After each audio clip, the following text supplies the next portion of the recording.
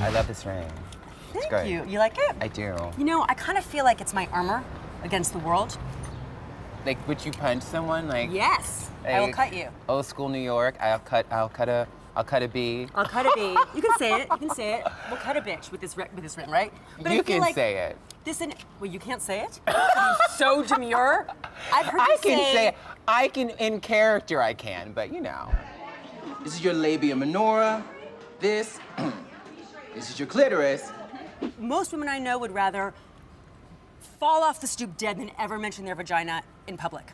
And I know that you're not a big anatomy talker in interviews and stuff, No. but on Orange is the New Black, boy, are you That character. You tell it. You're an educator. Well, everyone's different. What I love about playing Sophia and just playing any character is that, particularly someone who's different from me, is that for trans people, we get to see a diversity of trans experience. I know some trans women who are very open about talking about their bodies. I've chosen not to do that, particularly in the media. Like with my girlfriends, I'm very open. But in the media, I think because people sort of associate, transition and surgery with being trans, I choose not to because I want the narrative to be different. I want the narrative to be more about my humanity and trans people's humanity beyond our bodies. I'm glad you brought up that you want the narrative to be different, because as I was reading up on you, I was annoyed that it was like Laverne Cox, first trans person to be nominated in this particular category, first trans person to have a wax figure in the Wax Museum. And I thought, how about we're not just talking about what a great actress? What a tall beauty. I'm so many things beyond being trans, but when a group of people is marginalized and when a group of people has not been represented, that is important. I think it Yes. affirms me being a proud Black trans woman, affirms all these people out there who have been told that their identities don't matter. So it's important in those terms. It's a huge responsibility to represent diverse communities, and sometimes I just want to have fun and laugh. So what do you do to let it all go? Karaoke. I love karaoke.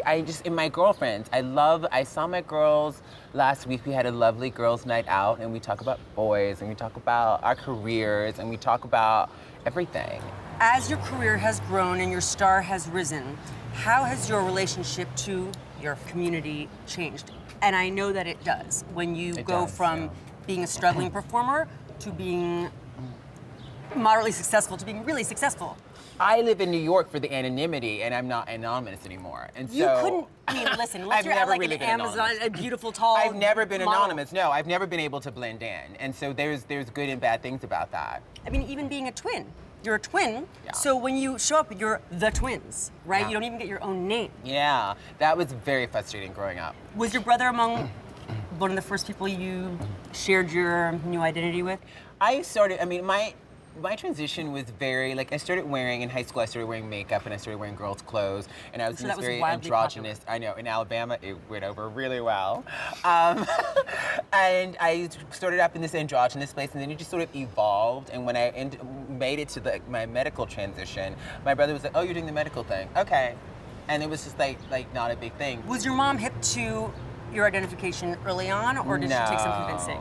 No. What's interesting is I'm shocked that she didn't know. She was in such crazy denial. I mean, I told the story like a zillion times. When I was in third grade, my third grade teacher, Miss Ridgway, called my mother on the phone and said, your son is going to end up in New Orleans wearing a dress if we don't get him into therapy right away. But I gotta tell you, my mom is so amazing now. It took a while for her to get there and not fully understand, but she gets it now. She accepts me as her daughter. We were just in San Francisco together last month when I got my wax figure at Madame Tussauds was revealed. Speaking of revealing, what can you reveal to us about your new film, Grandma?